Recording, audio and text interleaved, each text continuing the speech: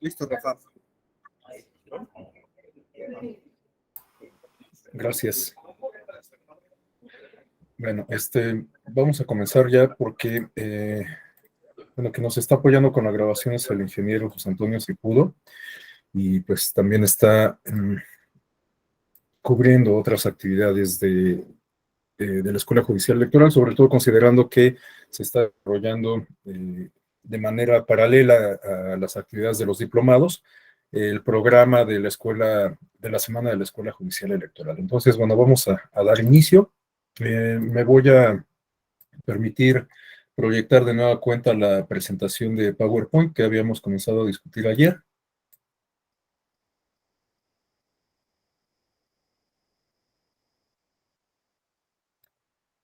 Y bueno, pues nos quedamos en esta parte de la poliarquía, si la alcanzamos a explicar, y les decía que hoy íbamos a enfocarnos sobre todo en discutir en torno a los tipos de democracia o algunos de los tipos de democracia, en el entendido de que la democracia, como lo comentamos desde ayer al inicio, puede estar dotada de un contenido muy amplio.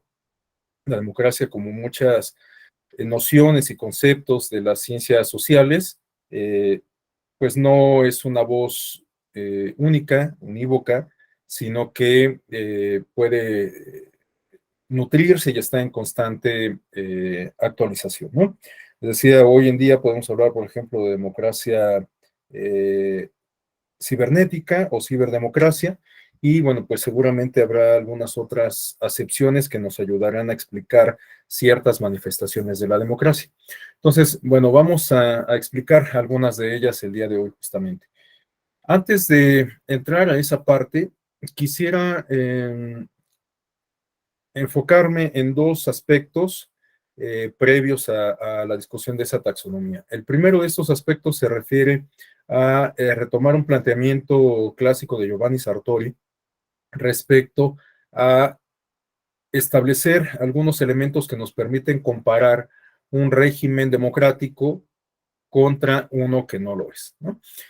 Y el segundo aspecto que quisiera que comentáramos antes de entrar a la tipología de las dimensiones de la democracia se refiere a exponer algunas percepciones o algunas mediciones sobre percepciones en torno a la democracia. En específico, vamos a retomar algunos datos de la Encuesta Nacional de Cultura Cívica realizada por el INEGI hace un par de años y el Latinobarómetro, el informe más reciente. Esto con el propósito de, pues, justamente saber cuáles son las percepciones que tiene la ciudadanía en torno a la democracia, y a lo mejor eso nos ayuda a hacer una interpretación respecto a la idea de democracia que subyace en el imaginario colectivo, ¿no? Es decir, a lo mejor a partir de esas pulsaciones podemos pues interpretar, hacer una suerte de interpretación sobre qué significa la democracia para las personas. Y en atención a ello, pues a lo mejor vamos allanando el camino para exponer algunos de estos tipos de democracia, sobre todo estas percepciones o estas mediciones que vamos a discutir en un momento más, puede ser que nos ayuden a explicar pues justamente el nivel de aceptación, el nivel de aprecio que tiene la gente por la democracia, por los regímenes democráticos, en atención a, pues quizás algunas expectativas que no han logrado ser satisfechas o cubiertas por la propia democracia. Entonces, bueno, vamos a pasar a ello en un momento más, pero bueno, les decía que en este primer momento quisiera retomar este planteamiento clásico de Giovanni Sartori respecto a qué no resulta democrático, cuáles son los regímenes o los sistemas que no pudiésemos considerar democráticos. Esto pues para establecer de alguna manera las virtudes del régimen democrático, ¿no? Bueno, en el primer apunte se hace referencia a dos formas completamente opuestas a la democracia, que es la tiranía y la dictadura, dos formas de organización política. En ambas estructuras, en ambos modelos, estamos hablando de que el poder se ejerce de manera vertical, y de manera claramente jerárquica. Es decir, en la cúpula de la organización política existe una figura que puede ser un solo personaje cuando hablamos de una tiranía, o bien de un colectivo, de un grupo, cuando hablamos de una oligarquía, y como quiera que sea, bueno, esa cúpula ejerce un poder hacia abajo, ¿no? En este sentido, bueno, pues hay pocas o prácticamente nulas posibilidades de modificar esa estructura, salvo en algunas ocasiones de forma violenta. Es por ello que muchas de las dictaduras que han llegado a su conclusión, a su término, pues ha sido derivado de alguna revolución. Aunque también tenemos pues estos fenómenos de tránsito a la democracia, en donde las dictaduras suelen flexibilizarse, suelen presentar un fenómeno que en la literatura especializada se define como de liberalización, un periodo, bueno, estamos hablando de un periodo de tiempo en donde la dictadura se ve eh, influida tanto por factores externos como internos que demandan la democratización.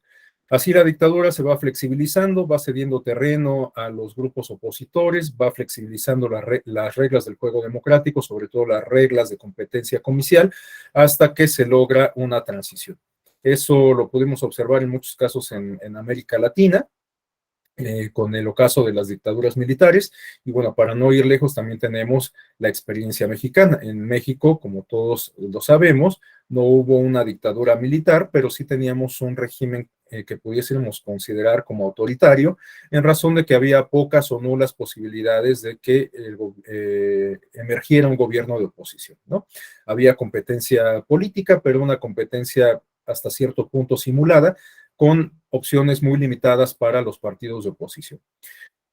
Al final, pues todos conocemos la historia. Durante los años 90 se llevaron a cabo una serie de reformas de enorme calado que terminaron por sentar las bases de la institucionalidad democrática, con la creación de instituciones como el Instituto Federal Electoral, el Tribunal Electoral del Poder Judicial de la Federación, que bueno, tiene sus antecedentes en el Tribunal Federal Electoral y en el Tribunal de lo Contencioso Electoral.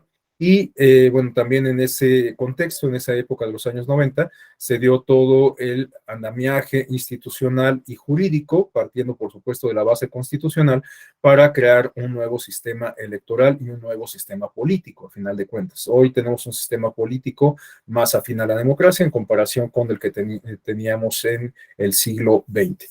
Bueno, algunas manifestaciones de los gobiernos o de los regímenes o sistemas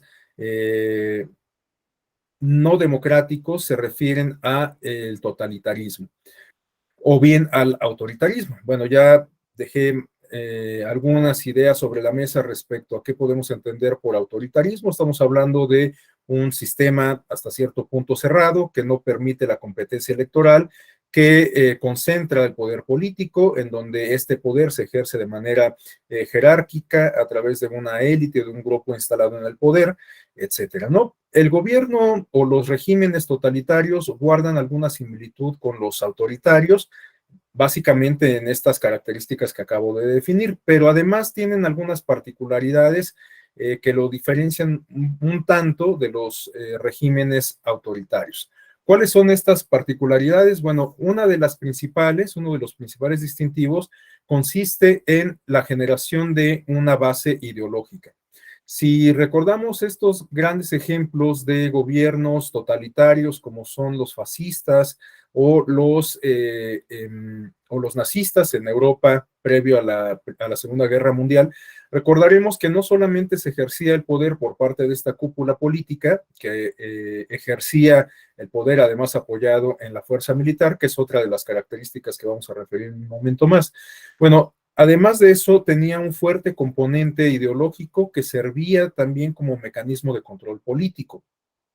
Este componente ideológico pues estaba nutrido de varios elementos en atención a cada uno de los regímenes instalados en Europa con estos matices autoritarios o bueno, más bien totalitarios, ¿no? Por ejemplo, en el caso del fascismo, que es quizás la expresión más vívida de los regímenes totalitarios. Pues recordemos que justamente uno de los elementos ideológicos en los que descansaba el régimen nazi era la superioridad de la raza aria, ¿no? Y esto también justifica, o en su momento buscaba justificar por parte del régimen, el exterminio de la comunidad judía en Alemania y en los territorios que iba invadiendo la etapa previa al inicio de la Segunda Guerra Mundial, ¿no? Para quienes hayan visto esta película, por ejemplo, de La Caída, que recrea lo que se considera que fueron o que pudieron haber sido las últimas horas de vida de Hitler, recordarán que hay una escena en donde uno de los oficiales del régimen nazi comparte con su familia, incluidos niños y niñas, algunas píldoras de cianuro para suicidarse, ¿no? Y bueno, pues los niños sin mucha conciencia y de alguna manera obligados por los padres, pues al final de cuentas también toman la pastilla y esto lo cito porque pues de lo que nos habla es justamente del enorme poder, el enorme poder político que se puede ejercer a partir de una estructura ideológica. Las personas pueden estar dispuestas a dar la vida, en aras de los ideales que aparentemente, bueno, no aparentemente, sino que persiguen, aunque estos ideales puedan ser sumamente cuestionables, ¿no? Pero bueno, pues así como ese ejemplo, pues podemos citar muchos otros. Y este es uno de los principales distintivos, reitero, de los regímenes totalitarios. Otra característica que los distingue se refiere a la existencia de un partido político único regido por un grupo cerrado de personas. Bueno, si hablamos que en los regímenes totalitarios se concentra el poder político en una clase, se monopoliza a través de una clase o de un grupo, bueno, pues cobra mucho sentido el hecho de que el sistema de competencia electoral se reduzca a su mínima expresión. En algunas ocasiones se puede permitir la existencia de partidos políticos de oposición, incluso en aras de legitimar las características del propio régimen. Como lo comentábamos ayer, para citar pasajes de la historia mexicana, pues durante la etapa del partido hegemónico y durante el porfiriato, no es que no se convocara elecciones, teníamos elecciones periódicas, pero todo el andamiaje institucional, jurídico y de hecho en algunos casos constitucional, pues estaba diseñado para hacer prevalecer ese estado de cosas, para favorecer a una sola fuerza política, que en este caso pues concentraba el poder. Pero pues hay algunas expresiones todavía más recalcitrantes en donde no se permite la competencia política, ni siquiera en términos de simulación. Tenemos, por ejemplo, el caso de Cuba, que es una experiencia muy vívida en la actualidad, en donde solamente existe un partido político. Sí se llevan a cabo elecciones, pero pues digamos que es una lógica comicial un tanto perversa, porque la simulación es llevada a su máxima expresión, salvo la mejor opinión, por supuesto, de cada una y de cada uno de ustedes, pero en opinión de su servidor, incluso no comparto mucho la taxonomía de Giovanni Sartori y bueno, de algunos otros especialistas en la teoría de partidos, de reconocer dentro de esta taxonomía de los sistemas de partidos la categoría del partido único, porque si hablamos de un sistema que tiene un solo partido político, pues creo que incluso va un tanto en contra de la propia expresión de sistema. Cuando hablamos de un sistema, pues de forma inherente estamos haciendo alusión a la interacción que hay entre los elementos que integran el sistema, ¿no? Si resulta que el sistema está integrado por una sola entidad, pues no hay ninguna articulación con ningún par, ¿no? Entonces, por eso es que yo no comparto mucho esta expresión o esta categoría que se incorpora en la teoría de partidos, aunque bueno, pues por supuesto, pues quién soy yo para criticar a Sartori o a Bourdieu, ¿no? Adelante, Juan Ignacio. Sí, yo también coincido con esta parte. Me parece que si habláramos de un partido único, pues nos referimos al Partido Comunista Chino, ¿no? Por citar algún ejemplo, ¿no? Digo, de alguna manera. Y no entiendo, lo que yo no entiendo es por qué cuando hablan de partidos dominantes cambian el sentido lingüístico a un partido único, porque no hay una gran diferencia. Uno sirve de comparsa del otro para legitimarse, ¿no? En este sentido. Entonces, yo creo que ahí sí comparto esta parte y también considero que no por el hecho de que sean académicos de gran y reconocido prestigio no pudiera criticarse sus ideas, porque además las construyen con base en sus propias realidades que no necesariamente son las nuestras, ¿no? Esa es mi opinión al respecto. Bueno, sí, no, porque por ejemplo, en la teoría de Sartori, esta expresión del partido hegemónico la acuñó pensando en el caso de Polonia y de México, justamente, ¿no? Entonces, bueno, pues es lo que podría aportar al respecto, pero bueno, coincido con Juan Ignacio. Lo que podría también agregar respecto a esta inquietud que expresa sobre la categoría de partido dominante.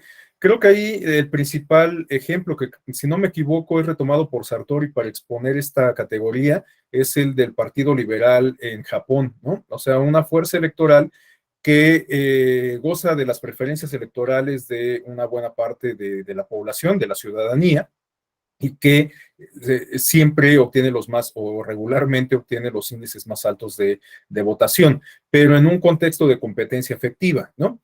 Diferente es justo la categoría de partido hegemónico, en donde el sistema de partidos está diseñado de alguna forma para que una sola fuerza política ejerza esa hegemonía.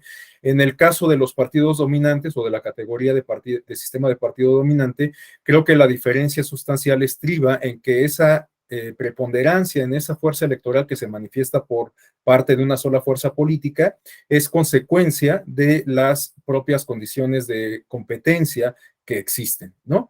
Es decir, por ponerlo en palabras de en palabras muy coloquiales, bueno, pues la gente termina votando siempre por un mismo partido, ¿no? Tenemos, por ejemplo, en el caso mexicano, para citar una experiencia doméstica, cuando los años 90, ustedes se acordarán justamente que la hegemonía del Partido Revolucionario Institucional se vio afectada, pero seguía siendo un partido dominante, porque durante los primeros años del siglo XXI había mucha gente que seguía votando por el Partido Revolucionario Institucional porque históricamente había votado por el PRI, ¿no? Esto, bueno, pues, evidentemente ha venido cambiando en buena medida también por el relevo generacional. Pero tenemos ahí, por ejemplo, el caso del Estado de México, una entidad federativa en donde ninguna fuerza política distinta al revolucionario institucional ha ganado elección, aunque bueno, pues estamos muy cerca de presentar una nueva elección para la gubernatura en el Estado de México y habrá que ver pues cómo es el comportamiento electoral, sobre todo considerando que Morena ahora se ha convertido en la principal fuerza electoral en el país, ¿no? Pero bueno, pues habrá que ver cómo funcionan las cosas. Ahora, les decía también que otro distintivo de los regímenes totalitarios se refiere al monopolio de las armas. El poder se ejerce en contubernio, en apoyo o con el apoyo de las Fuerzas Armadas. Hay persecución política, se socava la disidencia, no hay posibilidad de que se ejerza de manera abierta el derecho a la libertad de expresión, etcétera. Entonces, bueno, pues el poder no solamente se ejerce en términos institucionales, sino también a través de la fuerza. Otra característica se refiere, que bueno, va de la mano con la anterior, se refiere a un sistema policíaco aterrorizante. No solamente se ejerce la fuerza bruta, sino también las agencias de inteligencia del Estado se ponen al servicio del propio régimen, ¿no? Sabíamos que, bueno, pues durante buena etapa de la Unión Soviética, de la existencia de la Unión Soviética, la KGB jugaba un papel importante para socavar cualquier intento de disidencia y bueno, durante el régimen nazi también la Gestapo pues, jugaba este papel de inteligencia para identificar a los grupos opositores al régimen y entonces actuar en consecuencia ya con la fuerza física. Y una última, perdón, característica de este tipo de formas de organización política se refiere a la economía dirigida de forma central, es decir, que a diferencia de las democracias liberales en donde el mercado corre por cuenta separada, en los regímenes autoritarios el Estado suele intervenir de manera directa y determinante en la economía, en el funcionamiento de la economía. Y esto eventualmente puede tener graves consecuencias al interior del régimen o también en algunas ocasiones generar algún tipo de artificio, de ficción. Pensemos, por ejemplo, para recurrir de nuevo al ejemplo más vívido del nazismo, pues vemos cómo la economía alemana comenzó a resurgir justamente durante la época del nazismo. Incluso recordemos que una de las propuestas de campaña de Adolfo Hitler, porque habrá que recordar que Adolfo Hitler llegó a dirigir a Alemania por la vía democrática, no a través de un movimiento armado. Y bueno, una vez instalado en el poder, pues como ocurre en algunas ocasiones, desde esa posición se dedicó a desarticular el andamiaje político que tuviera alguna afinidad con la democracia. Bueno, una de las propuestas de campaña de Hitler, como todos lo recordaremos, era la reactivación de la economía, la mejora material, la mejora de las condiciones materiales de la población alemana. Incluso, pues todavía tenemos algunas consecuencias. En específico estoy pensando en la empresa de la Volkswagen que se creó durante la época del nazismo en Alemania, ¿no? Por supuesto, pues ahora estamos hablando de una empresa completamente distinta, que ha tenido una evolución pues muy apartada de lo que fue su origen, etcétera. Pero en su momento, bueno, tuvo un auge impresionante, un auge destacado en la producción automotriz y fue uno de los artífices de la estabilidad económica de Alemania en aquellos años 30. Y también otro factor importante fue, por supuesto, la industria armamentista, ¿no?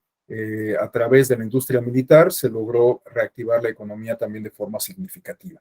Y bueno, pues en experiencias más recientes vemos también cómo algunos regímenes que se pueden considerar poco democráticos, cuando no completamente o abiertamente totalitarios, también suelen tener estas tendencias de controlar o dominar la economía y las dinámicas económicas. Y bueno, las consecuencias que derivan de esta influencia política en la economía a veces son sumamente graves, ¿no? Vemos ahí tenemos uno de los casos más recientes en Venezuela. Ahora pareciera que ya comienzan a estabilizarse las condiciones económicas, pero ustedes recordarán cuando llegó a la presidencia Nicolás Maduro, después de los periodos que ejerció el poder ejecutivo Hugo Chávez, se presentó una crisis económica sumamente grave que incluso obligaba a las personas a moverse hacia las fronteras del país en busca de ayuda humanitaria, ¿no? Entonces, bueno, algunas de las decisiones políticas que se asumen en los regímenes, perdón, de las decisiones económicas que se asumen en los regímenes autoritarios pueden tener consecuencias de más largo aliento. Bueno, a continuación, les decía que yo antes de entrar a la tipología, la descripción tipológica de las dimensiones de la democracia, quería referirme a dos temas previos. Ya hice alusión a del comparativo entre las características que distinguen a un régimen autoritario y a uno democrático, identificando las características del primero, y ahora quisiera enfocarme en el segundo aspecto que se refiere a el aprecio que existe por la democracia en nuestro país y en el continente o en el subcontinente latinoamericano. Esta es una información que me parece importante traer a cuento porque en realidad no estamos hablando de un fenómeno emergente, de un fenómeno que sea de reciente cuño, sino de una tendencia que se ha venido manifestando desde hace varios años. Desde algunas décadas podemos advertir que la llegada de la democracia no ha cubierto todas las expectativas de la población en Latinoamérica. Y quizás es porque se han alimentado expectativas que difícilmente la democracia pudiese cubrir en un primer momento. Por lo menos condiciones que la democracia electoral estaría imposibilitada de cubrir en sí misma, ¿no? Es decir, que no porque tengamos un sistema electoral eficiente que nos permite la renovación del poder público de manera periódica y efectiva, haciendo valer la voluntad popular, eso de inmediato se va a traducir en mejoras materiales para la población, ¿no? Entonces, por supuesto, puede ser, y de hecho yo me atrevería a decir que es una condición indispensable el hecho de que tengamos esta posibilidad de elegir a nuestros representantes para que podamos transitar a otro plano de la democracia, una democracia sustantiva que, entre otras cuestiones, nos permita advertir en términos materiales algunos beneficios justamente de la propia democracia. Pero eso, reitero, tendría que darse en un segundo, en un tercer momento, en función de la consolidación democrática, no solamente en términos, reitero, electorales, sino más bien pensando en cubrir otros aspectos, otras manifestaciones, otras dimensiones de la democracia que justamente vamos a comentar a continuación. Bueno, me vuelvo a remitir al punto de las mediciones sobre la percepción de la democracia. ¿Qué tanto valoramos la democracia? Y para esto tenemos en pantalla un dato que nos arroja la Encuesta Nacional de Cultura Cívica llevada a cabo por el INEGI en el año 2020, en cuya difusión ha colaborado copiosamente el Instituto Nacional Electoral. Bueno, este dato es muy revelador porque, como ustedes pueden advertir, el 52.7% de la población de más de 15 años que sabe o ha escuchado sobre la democracia manifiesta sentirse algo o muy satisfecha con la democracia, justamente, mientras que el 46.8% de la población declaró sentirse poco o nada satisfecha. Es decir, que casi nos vamos a mitades con la población que se siente mucho o medianamente satisfecha respecto a la población que se siente poco o nada satisfecha con la democracia que tenemos en nuestro país. Entonces, es un dato que me parece bastante revelador porque pues nos habla de que la población o una buena parte de la población, casi la mitad, tiene un bajo aprecio por la democracia o un relativo aprecio por la democracia, lo cual llama poderosamente la atención. Y bueno, este no es un fenómeno que se presente solamente en el caso de México. Aquí tenemos una lámina respecto a las mediciones que ha realizado el Latinobarómetro prácticamente desde el año 95, que fue cuando se empezaron a llevar a cabo estos ejercicios en la región latinoamericana, y hasta el año 2020. Vemos ahí cómo los índices de aceptación o de aprobación o aprecio por la democracia son un tanto fluctuantes, pero en todos los casos la escala es considerablemente baja, ¿no? Y entre los países que suelen tener un más bajo aprecio por la democracia, justamente figura el caso de México. Solamente estamos por debajo de Paraguay, ¿no? Aunque bueno, pues hay muchas fluctuaciones en estas mediciones, en ocasiones pareciera haber como un repunte en el aprecio por la democracia y de repente otra vez se vuelven a apreciar alguna caída en los índices de aprecio por la democracia.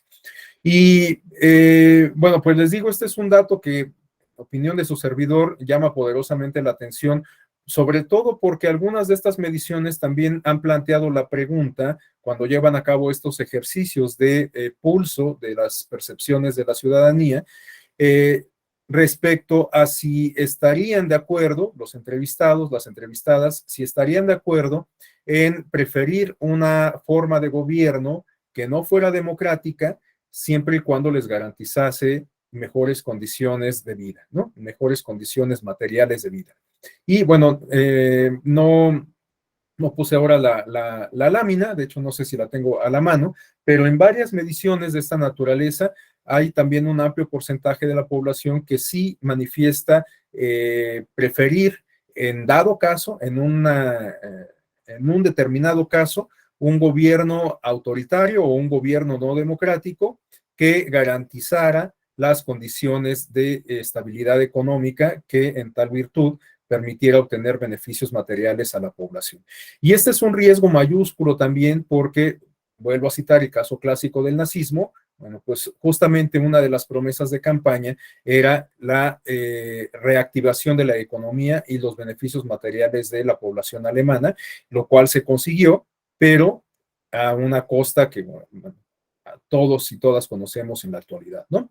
Entonces, bueno, es una luz amarilla, una luz ámbar que creo que debemos de tener presente, reitero, no solamente para el caso mexicano, sino para varios países de la región, ante los intentos de vuelta, de retroceso a regímenes o a formas de gobierno no democráticos. Y de hecho, este es un tema que está mucho en boga, incluso por ahí hay varios libros que desde su propio título manejan esta o exponen este riesgo, como este libro de Levinsky sobre cómo mueren las democracias y algunos otros de esta naturaleza, que pues justamente advierten los riesgos de los retrocesos en términos políticos ante las expectativas no cumplidas o aparentemente no cumplidas de la democracia para la población, ¿no? Bueno, a continuación vamos ya a ir discutiendo algunas de estas formas de democracia o de manifestaciones de la democracia y comenzaría por señalar la democracia directa. Bueno, a lo mejor podemos inferir a qué hacemos, a qué nos estamos refiriendo cuando utilizamos esta expresión de democracia directa. La entendemos como la participación de la ciudadanía en la toma inmediata de las decisiones de gobierno, ya sea tanto en cuestiones de administración pública como de justicia y de cualquier materia. No puede implicar la supresión de todo cargo de gobierno, más bien niega la idea de que tales puestos detenten la representación popular. Bueno, ya habíamos comentado desde el día de ayer, cuando revisábamos estas nociones históricas de democracia, que la democracia directa era adoptada, era uno de los distintivos de la democracia clásica griega, pero esto era en atención, o era posible en atención a las características que igualmente definimos, una categoría de ciudadanía sumamente excluyente, una densidad demográfica reducida, entre otras cuestiones. En la actualidad, pues es más difícil que podamos adoptar esquemas de democracia directa, aunque, por supuesto, esto no quiere decir que resulte imposible. Tenemos el ejemplo de los pueblos, comunidades y personas indígenas que todavía tienen esta posibilidad de designar a sus representantes a través de lo que se conoce coloquialmente como usos y costumbres, métodos de designación por usos y costumbres, ¿no? Entonces, en ese tipo de comunidades podemos advertir todavía cómo se puede poner en práctica la democracia directa, en donde los integrantes de la población, del colectivo, de manera directa y sin intermediarios, pueden designar a sus representantes. Y en algunas ocasiones también en estas comunidades y pueblos indígenas, con independencia de que hayan sido designados algunos representantes populares, hay ocasiones en que todos los integrantes de la población o la mayoría o los que están calificados para participar en los asuntos públicos, de manera colectiva toman las decisiones en beneficio de la población, ¿no? Claro, hay varias áreas de oportunidad en este tipo de mecanismos de democracia directa, porque sabemos que en algunas ocasiones las mujeres, por ejemplo, suelen ser excluidas de este tipo de ejercicios. Entonces, bueno, pues es una de las áreas de oportunidad que sin duda debemos de, o bueno, los pueblos y comunidades indígenas deben de trabajar para, pues, dejar atrás, porque si bien las prácticas milenarias tienen un valor intrínseco, bueno, pues hay algunas de ellas que ya resultan anacrónicas y que por lo tanto no resultan aceptables porque implican la vulneración, pues en este caso incluso sistemática, de los derechos de algunos colectivos, como es el caso de las mujeres, ¿no?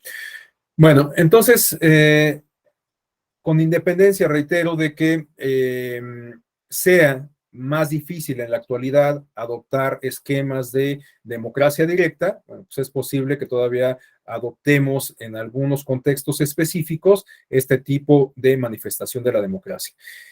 También me voy a adelantar un poquito a hacer mención de la democracia sustantiva, en el entendido de que la democracia sustantiva implica que los valores que se asocian con la democracia sean compartidos por los integrantes de la comunidad política y en tal sentido el comportamiento de tales integrantes pues está guiado, por supuesto, por estos valores. De tal suerte que se pueden llevar a cabo prácticas orientadas por estos valores prácticamente en cualquier ámbito de la vida social.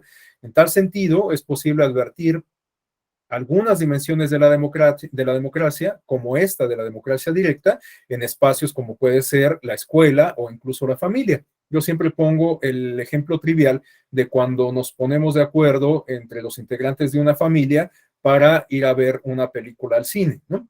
Si alguien desea ver una película infantil, un musical, una película de terror, pues se discute entre los integrantes de la familia, y si no se puede establecer un acuerdo, pues a lo mejor se puede adoptar un mecanismo de votación y entonces poner en práctica la regla de la mayoría, ¿no? Entonces, la opción que obtenga el mayor número de votos, pues es la que gana. Y así podemos aplicar lo mismo en otros espacios, como les digo, laboral, o el de la escuela, o algún otro espacio como el social. Pensemos en estas asociaciones de vecinos o alguna otra de esta naturaleza. De hecho, en todas estas manifestaciones, como lo vamos a ver al final de la exposición, pues puede ser que convivan al mismo tiempo distintas manifestaciones de la democracia. Por ejemplo, en este caso que yo exponía la trivial situación de decidir qué actividad de esparcimiento vamos a hacer, pues podemos incorporar, como ya lo dije, la regla de la mayoría, que es un distintivo de la democracia liberal, de la democracia electoral, y también podemos aplicar la democracia deliberativa, que implica no someter a votación la decisión, sino más bien establecer un acuerdo a partir del diálogo, o puede haber alguna otra forma de manifestación de la democracia. Les digo, esto responde a, o puede responder a una dimensión de democracia sustantiva, en donde prácticamente cualquier espacio de la vida social se ve impregnada por nociones de democracia. Bueno, la siguiente categoría que vamos a comentar se refiere a la democracia participativa. Bueno, el apunte nos habla de que la democracia participativa implica el involucramiento efectivo de la ciudadanía, en particular los grupos desposeídos, en la toma de decisiones públicas, de manera que se logre una redistribución del poder en favor de de las ciudadanas y los ciudadanos, generando un cambio de abajo hacia arriba. Así, el pueblo participa en el ejercicio del poder, lo delega en parte, pero siempre lo controla. Entonces, la dimensión de la democracia participativa igual puede manifestarse a través de distintas prácticas. Cuando acudimos a las urnas en el marco de un proceso electoral, pues estamos participando en la decisión o en una decisión en específico que tiene que ver con la integración del poder público o la designación de representantes. Cuando participamos en un ejercicio de democracia semidirecta, como los que vamos a mencionar a continuación, pues también estamos participando, estamos tomando parte de las decisiones colectivas o de alguna decisión colectiva en particular, como una propuesta política, una reforma incluso constitucional, porque bueno, no lo tenemos en el caso de México, pero en algunas otras latitudes, para llevar a cabo una reforma constitucional se tiene que llevar a cabo un referéndum, lo cual implica que la reforma constitucional que ha sido discutida y propuesta en el órgano legislativo tiene que contar con el aval de la mayoría de la población y por ello se somete a votación. Entonces, bueno, tenemos otra forma de participar en la vida política. Cuando en el marco de un proceso electoral nos afiliamos a un partido político o no estando afiliados a un partido político nos identificamos con algún candidato o con alguna plataforma en específico, pues a lo mejor puede ser que de manera contingente, únicamente en el periodo de campañas y con el propósito de que gane esa opción política con la cual nos identificamos, a lo mejor nos sumamos a los esfuerzos de campaña y entonces nos convertimos en militantes temporales, ¿no? Nos sumamos al equipo de campaña del candidato en cuestión. Y de alguna forma, pues estamos igualmente participando en el ámbito público. Cuando organizamos una protesta o nos sumamos a una protesta para evidenciar una problemática o para plantear una demanda en específico, pues también estamos tomando parte igual de un movimiento, en este caso, movido por una convicción y que persigue un propósito o un conjunto de propósitos en particular. Bueno, esto, por supuesto, también está a discusión. Hay muchos movimientos sociales que en algunas ocasiones pues suelen tomar un rumbo distinto a el que originalmente se habían planteado y bueno, pues esto puede ser objeto de críticas, ¿no? Pero el caso es que con independencia de eso, bueno, si decidimos sumarnos al movimiento, a final de cuentas estamos tomando parte de esa movilización, estamos tomando parte de un fenómeno que eventualmente puede tener alguna incidencia para modificar la realidad. Incluso estas protestas, desde las más comunes como las que llevan a cabo algunos vecinos por la escasez de agua, por la falta de seguridad, por la precariedad en los servicios públicos, como puede ser el alumbrado o el cuidado de las áreas públicas como los parques, los camellones, etcétera. Bueno, este tipo de manifestaciones en muchas ocasiones cumplen con su objetivo. Llama la atención de la autoridad responsable, se les expone la demanda y la demanda es finalmente atendida. No siempre pues, se sigue este camino, pero en muchas ocasiones es así. Entonces, siempre que tomamos partido de alguna causa que significa también el involucramiento con otras personas, la articulación con otras personas, pues podemos convertirnos en agente de cambio y lograr justamente transformar la realidad. De hecho, sobre esto de asumirnos como agentes de cambio, es otro tópico que vamos a revisar hacia el final, porque en algunas ocasiones, y me parece muy importante hacer esta acotación, creemos que si actuamos de manera solitaria, en lo individual, no vamos a lograr ningún cambio significativo. Y lo cierto es que en algunas ocasiones, aun cuando sea un cambio mínimo, si lo comenzamos a gestar de forma individual, puede ser que logremos un cambio de mayor calado, ¿no? Porque podemos alentar la emulación por parte de otras personas o eventualmente si otras personas ven que compartimos la misma causa, pues puede que se acerquen a nosotros y entonces vamos conformando sinergias. Entonces, el cambio, por muy trillado que suene la expresión, creo que en muchas ocasiones sí está en uno mismo. Bueno, una siguiente forma de democracia se refiere a la semidirecta. La democracia semidirecta nos permite crear algunos mecanismos a través de los cuales podemos canalizar justamente la participación. Esta democracia semidirecta es la que incorpora figuras como la consulta, el plebiscito, el referéndum, pues quizás también pudiéramos incorporar aquí el presupuesto participativo e incluso, pues de alguna forma también podríamos incorporar, aunque quizás un poco con calzador, la revocación de mandato, ¿no? Porque todas estas figuras implican que la decisión se tome utilizando un ejercicio similar a, a la designación de representantes, es decir, que el mecanismo funciona poniendo en práctica el derecho al voto. Entonces, bueno, pues somos convocados a urnas, en este caso, no para designar a un representante, sino más bien para tomar parte en una decisión colectiva, una decisión que finalmente se va a definir aplicando la regla de la mayoría.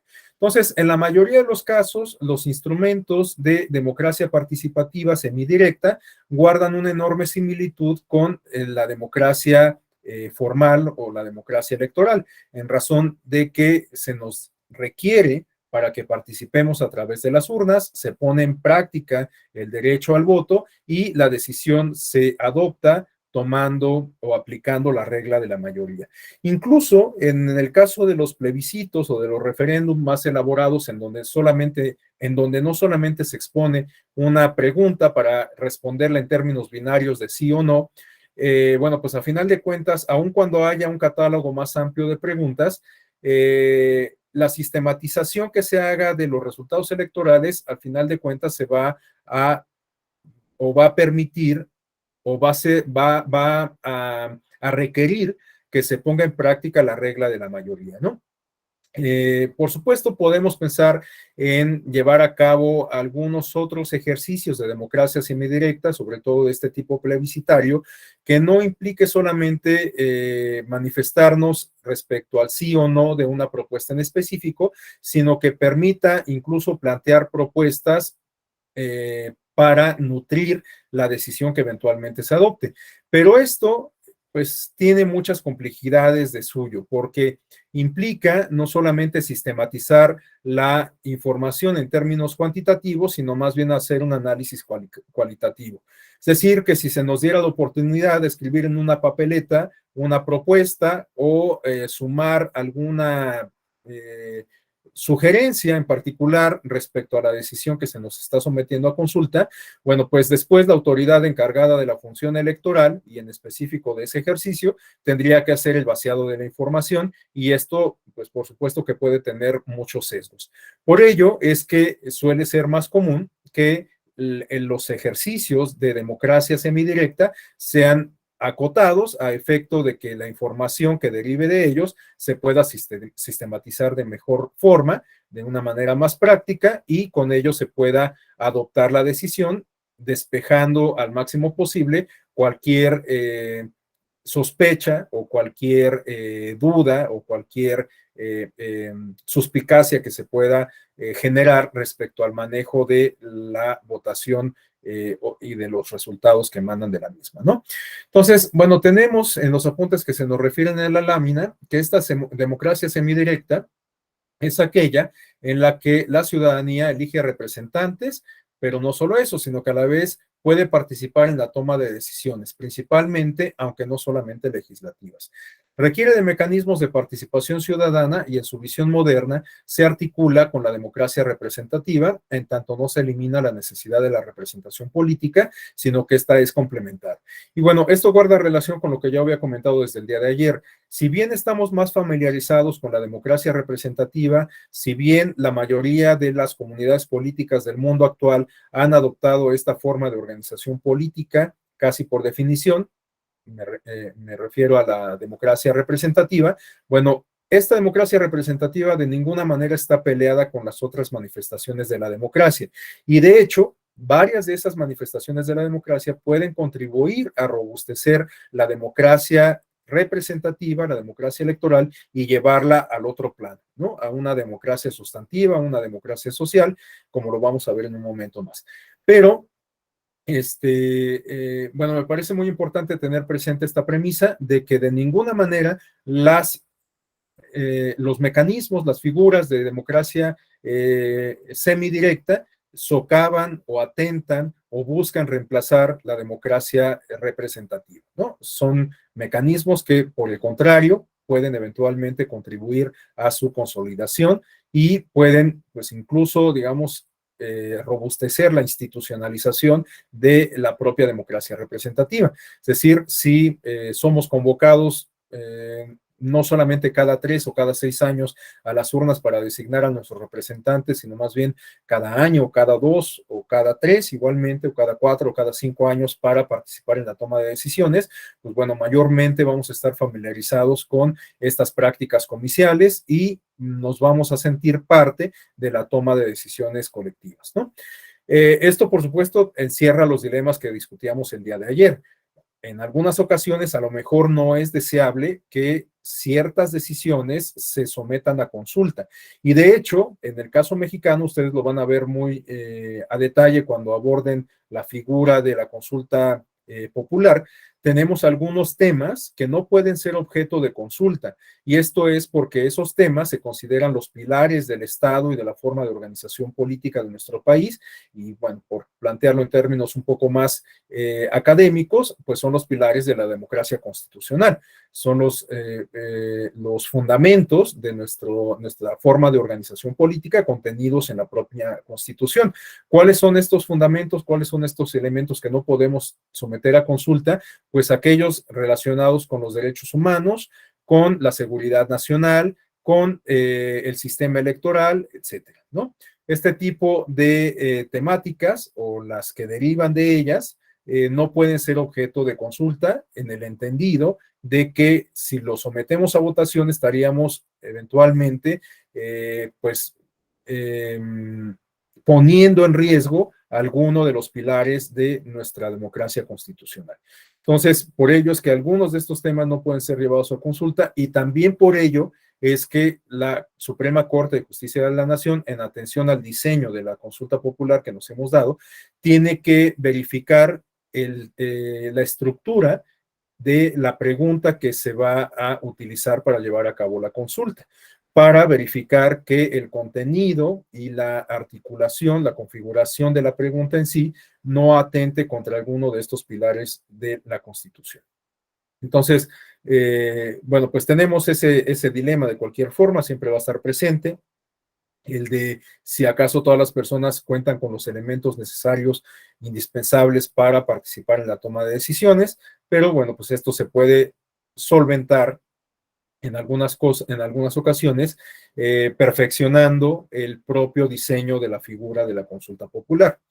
Bueno, algunos otros de los mecanismos que ustedes también van a revisar y que se inscriben en esta categoría se refieren, por ejemplo, a la revocación de mandato. No me detengo demasiado en ello, en razón de que ya lo comentamos el día de ayer y yo mencionaba justamente el principal aspecto que veía yo como valioso, como de virtud, como de ventaja de contar con esta figura de la revocación de mandato, y también pues yo les compartía los argumentos respecto a por qué esta figura eventualmente, en lugar de contribuir a la democracia y a la estabilidad política, pudiera generar un efecto contrario y más bien servir de antesala para la instalación de un régimen no democrático, o bien para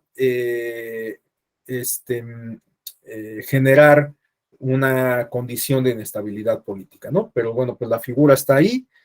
Habrá que estudiarla con detalle, habrá también que aprender de la experiencia que ya tuvimos en la práctica y pues tratar de perfeccionarla hacia lo futuro. Bueno, otra forma de organización o de manifestación de la democracia la encontramos en la democracia deliberativa.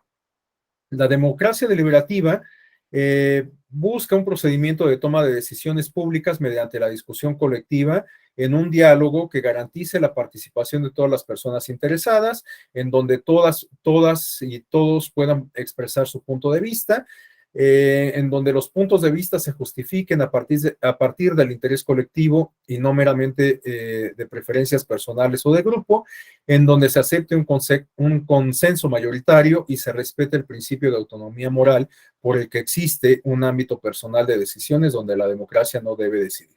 Es decir, que la democracia deliberativa nos habla de un plano que guarda cierta distancia con la democracia liberal o la democracia representativa, porque en este caso estamos hablando no solamente de una manifestación de la democracia que tiene un carácter instrumental, que como ocurre con la democracia formal, electoral o representativa, este plano formal estriba en llevar a cabo un procedimiento para designar representantes. En el caso de la democracia deliberativa, puede ser que esta manifestación de la democracia eventualmente también tenga esta característica, digamos, técnica o material, es decir, que la pongamos en práctica, la democracia deliberativa, para lograr un objetivo determinado. Pero no necesariamente es así. Puede ser que llevemos a cabo prácticas de democracia deliberativa en realidad sin perseguir un fin en específico, sobre todo un fin político. Por ejemplo, cuando llevamos a cabo un ejercicio de diálogo, en realidad estamos poniendo en práctica una manifestación de democracia deliberativa. Claro, siempre y cuando haya ciertas condiciones en el tipo de diálogo que estamos sosteniendo.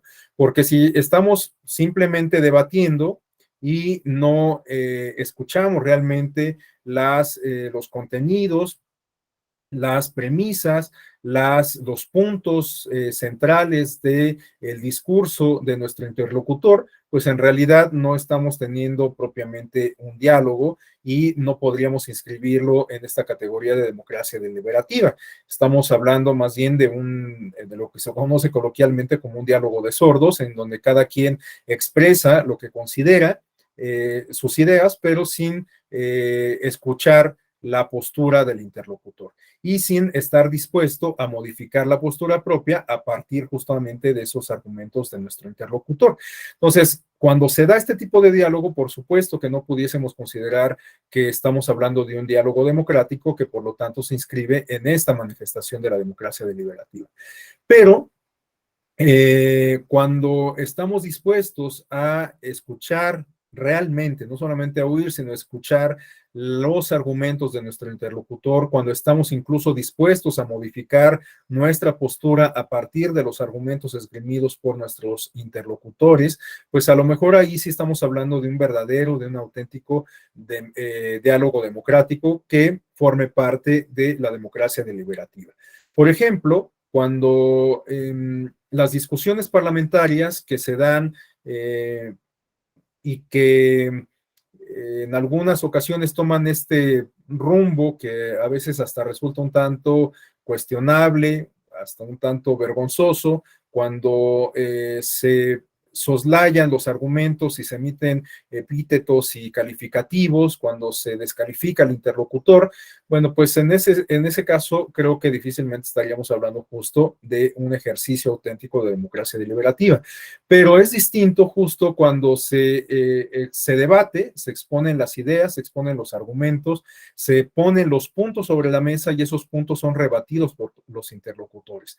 Ahí, con independencia de que el debate pueda ser álgido, con independencia de que el debate pueda subir de tono, si se mantiene dentro del rango del respeto y al final nos conduce o conduce a los legisladores, a las legisladoras, a establecer acuerdos, bueno, pues a final de cuentas, ahí sí estaríamos hablando de una práctica que se inscriba en esta manifestación de la democracia deliberativa.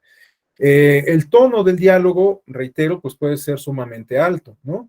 Pero si este tono del diálogo se da con independencia de las pasiones en términos democráticos, es decir, en términos respetuosos, en términos de que se permita al final de la discusión establecer un acuerdo, bueno, pues lograremos entonces vislumbrar una auténtica práctica de diálogo deliberativo democrático, ¿no? Y bueno, pues no solamente las prácticas de democracia deliberativa se pueden observar en el seno de los órganos legislativos, sino que también se pueden advertir en otros espacios y también, por supuesto, que las y los ciudadanos podemos formar parte de estas prácticas de democracia deliberativa. Yo ayer ponía el ejemplo, y es una de las figuras que también van ustedes a estudiar a lo largo de este diplomado, del Parlamento abierto, una modalidad en donde las decisiones legislativas al final van a ser invariablemente adoptadas por los representantes populares electos legítimamente mediante el voto. Pero un modelo, estamos hablando de un modelo en donde, con independencia de que esa decisión va a seguir correspondiendo a ellos, puede ser que tal decisión se adopte al final en atención a la intervención que pudo haber tenido una parte importante de la ciudadanía. Les decía yo, y este es un ejemplo muy reciente, que por ejemplo en el caso de la reforma electoral que se supone que tendría que salir esta semana o vamos a tardar la próxima, bueno, pues se llevó a cabo un ejercicio de parlamento abierto de alrededor de 3 o 4 semanas, en donde hubo la posibilidad de que participaran académicos, representantes de partidos políticos, organizaciones de la sociedad civil, representantes de las autoridades electorales, etcétera. Bueno, en realidad no sabemos en qué medida la información vertida en esos espacios va a ser retomada, sistematizada y procesada por los parlamentarios, pero pues uno guardaría la esperanza de que algunos de esos elementos de esa práctica deliberativa pues sí sean recogidos para adoptar la decisión final o las decisiones finales. Ahora, la democracia deliberativa, como otras manifestaciones de la democracia que ya he comentado, pues igual pueden observarse incluso en espacios más bien de tipo social y no solamente político, como este ejemplo que yo les ponía, de nueva cuenta, para decidir alguna cuestión en el seno familiar. Bueno, en muchas ocasiones, por supuesto, se ejerce ahí alguna forma de poder un tanto jerárquica en atención al papel que ocupan los padres o tutores, ¿no? Pero en algunas ocasiones puede ser que se incorporen estos mecanismos o estas formas de democracia deliberativa o de algunas otras formas de democracia para adoptar las decisiones que involucran a la propia familia. También cuando uno está considerando salir de vacaciones, pues puede ser que se lleve a cabo una discusión familiar para tomar la decisión final. Entonces, el acuerdo pues va a ser resultado de un ejercicio de deliberación entre los integrantes de la familia. En las asambleas que se llevan a cabo en los sindicatos, en las asambleas que se llevan a cabo en los consejos estudiantiles, etcétera, pues tenemos también justamente otras manifestaciones de esta forma de democracia, de la democracia deliberativa. Al final se establece una serie de acuerdos a los cuales se llega a partir de ese ejercicio de diálogo, ese ejercicio de intercambio de opiniones y a partir de ese ejercicio de flexibilización de posturas. En la actualidad, su servidor da clases en la Facultad de Estudios Superiores de la UNAM y desde hace 3 semanas está en paro por varias circunstancias que afectan a la comunidad universitaria y el mecanismo que se ha adoptado por parte de las autoridades universitarias es justamente establecer mesas de diálogo. Entonces se han venido llevando a cabo mesas de diálogo con la comunidad universitaria para identificar cuáles son las demandas, para que la comunidad universitaria exponga justamente el fundamento de estas demandas y para establecer acuerdos que permitan no solamente satisfacer las demandas de la población estudiantil, sino que también pues permitan regresar a las actividades ordinarias en la universidad. Entonces, pues ahí tenemos otro ejemplo de cómo los conflictos se pueden resolver aplicando, en este caso, la manifestación de la democracia que se refiere a la deliberación. Bueno, a continuación tenemos la democracia social. La democracia social es definida por Giovanni Sartori. La democracia social definida por Giovanni Sartori se basa en la igualdad, en donde los miembros de la sociedad se ven y se tratan como iguales. Además, incluye la efectividad de derechos sociales y la disminución de las desigualdades sociales para toda la población. Esta es un agregado de Ludolfo Paramio. Por lo tanto, la democracia social se relaciona con conceptos políticos, económicos y culturales.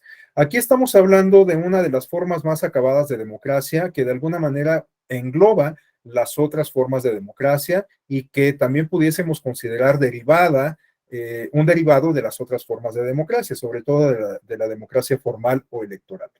Estamos hablando justamente de cuando la democracia trasciende el plano de las urnas y se manifiesta en términos palpables en beneficio de la población. En opinión de varios autores, como el propio Sartori o Norberto Bobbio, no podemos concebir a la democracia en un contexto en donde no se respeten los derechos humanos de las personas, sobre todo, por supuesto, los derechos políticos. Y también en aquellos contextos en donde se ejercen de mejor manera, a cabalidad, los derechos, sobre todo los derechos políticos, es posible que la democracia se robustezca, ¿no? Entonces, es indispensable que exista este vínculo, desde ayer lo comentábamos al inicio, entre derechos y democracia. Si no hay derechos, difícilmente la democracia, si no hay reconocimiento y no hay condiciones para el ejercicio de los derechos, difícilmente la democracia se puede sostener. Y la democracia demanda necesariamente el reconocimiento de los derechos, ¿no? Los derechos y su ejercicio pueden constituir incluso un indicativo de la calidad de la democracia. Evidentemente, en aquellos casos en donde en lugar de permitir la disidencia y la libertad de expresión en la máxima, al máximo posible, si en lugar de eso hay persecución política, bueno, pues a todas luces estamos ante un régimen no democrático, más bien un régimen que pudiese considerarse autoritario. En aquellos casos en donde, como lo comentaba ayer, en lugar de contar con distintas fuentes de información, resulta que el Estado comienza a apropiarse de los medios de comunicación para generar una voz única, pues igualmente esa práctica puede que sea más bien distintivo de un régimen más afín al autoritarismo y no tanto a una democracia. Entonces, y bueno, también cuando hablamos de derechos sociales, esto cobra todavía mayor relevancia, porque en una democracia es sumamente importante que existan condiciones para el ejercicio de todos los derechos y no solamente los políticos y civiles, sino incluidos también los derechos sociales, el derecho al empleo, el derecho a la salud, el derecho a la educación, etcétera. Sabemos que a partir del principio de progresividad de los derechos humanos, los estados están obligados a generar las condiciones que permitan no solamente el ejercicio, sino sobre todo el ejercicio, no solamente el reconocimiento, sino sobre todo el ejercicio de estos derechos. Hay, por supuesto, ciertas condiciones materiales que eventualmente pueden limitar el desarrollo del Estado para generar estas condiciones. Claro, a lo mejor un Estado tiene toda la intención de construir un sistema de salud efectivo, completo, que cubra absolutamente a toda la población, hasta en los espacios más recónditos, pero no existen los recursos suficientes para ello. No hay el suficiente dinero para generar la infraestructura, no hay el suficiente personal, no hay los suficientes recursos para pagar la nómina de todo el personal médico y de salud, etcétera, ¿no? Entonces, el Estado puede enfrentarse a estas limitaciones materiales. Eso, por supuesto, no quiere decir que entonces renuncie a su obligación de avanzar en la generación de condiciones para un mejor ejercicio del derecho a la salud. Lo que quiere decir es que entonces el Estado tendrá que avanzar en la medida de sus posibilidades para generar esa infraestructura, ¿no? Y que una vez generada esta infraestructura, pues no haya retrocesos. Este es un tema, hablando justamente de la salud, que generó mucha polémica en su momento con la desaparición del seguro de salud que había sido adoptado durante el gobierno de Felipe Calderón y, bueno, el Seguro Popular, y que desapareció ahora durante la gestión del presidente Andrés Manuel López Obrador. Con el presidente López Obrador se creó el INSABI, que, bueno, pues en la práctica ha buscado, digamos, cumplir las mismas funciones y cubrir las mismas necesidades del anterior Seguro Popular, aunque, bueno, pues ha sido objeto de críticas. Pero aquí una de las, justamente en este marco de las críticas y de las impugnaciones y las polémicas que se han generado, uno de los argumentos que se ha puesto sobre la mesa es justamente la vulneración a este principio de retroactividad. En realidad, bueno, pues yo no estoy seguro de que con esta modificación, en el cambio de política de salud que se ha llevado a cabo por parte del presidente López Obrador, en realidad estemos hablando de un retroceso. En realidad, pues no tengo elementos como para afirmar eso, pues no podría decir que estamos violentando el principio de progresividad. Pero, bueno, pues habrá que ver justamente cómo funcionan las cosas, cómo funciona el INSABI y cómo se va desenvolviendo el sistema de salud. El presidente ha declarado muy recientemente que al final de su sexenio contaremos con un servicio de salud sumamente eficiente, equiparable a los de los países de primer mundo. Pues habrá que ver cómo funcionan las cosas, porque pues también hay algunos elementos que ponen de manifiesto que el sistema de salud ha enfrentado muchas dificultades, como el desabasto de medicinas o algunas otras cuestiones, ¿no? Pero bueno, pues les digo, eso pues lo veremos, yo creo que dentro de unos años, y estaremos en posibilidades de evaluar justamente si la decisión adoptada por el presidente López Obrador sobre estas modificaciones al sistema de salud fueron las más acertadas. Ahora, hay algunos otros derechos que por supuesto también demandan atención por parte del Estado a efecto de que se generan las condiciones más idóneas para su ejercicio, como puede ser el derecho al empleo, el derecho a la vivienda o el derecho a la educación. El derecho al empleo y el derecho a la vivienda, bueno, pues es lo que explica que durante los últimos años se hayan implementado programas de vivienda de interés social a través de instituciones como el Infonavit o el ISSSTE. De hecho, explica justamente la creación de estas instituciones hace ya varias décadas y las modificaciones que se han venido dando sobre estas instituciones y la manera en que funcionan, incluidos los propios planes de financiamiento. No estoy muy versado en esta materia, por supuesto, pero una de las noticias de los datos que yo tengo es que, por ejemplo, en la actualidad, a diferencia del esquema que existía hace algunos años, pues ahora no hay un tope o el tope de crédito es mucho más elevado, ¿no? Antes, creo que el tope del crédito para una vivienda a través de estas instituciones del Estado ascendía alrededor de 300,000 pesos o 350,000 pesos, y creo que ahora ya supera el 1,000,000 de pesos. Claro, también hay que tomar en consideración que al paso de los años, la plusvalía y el valor de las propiedades, incluso en los desarrollos más nuevos, se va incrementando, ¿no? Entonces, pues es indispensable también que los créditos vayan aumentando para que en realidad sean útiles. No tiene mucho sentido que se cuente con un crédito de 50,000 pesos y la propiedad más barata vale 200,000.